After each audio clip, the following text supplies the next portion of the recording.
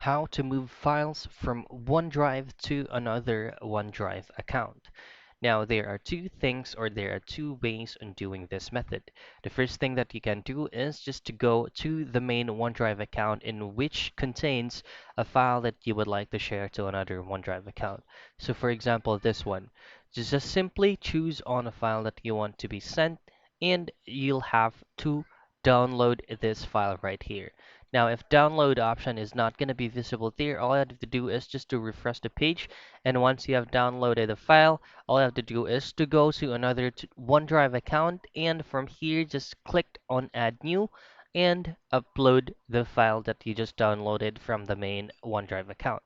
Now, the other thing that you can do is, again, click on a specific folder or file that you want to be sent to another OneDrive account, and then after that, click on Share. And from here, you'll just have to enter a specific account name to another OneDrive account. And then once you have typed in the other account, then just choose on Can Edit so that everyone that has access to that specific file will be able to edit the file in any time. So that's it. Those are the things that you can do on sending a file or moving a file from a OneDrive account to another OneDrive account.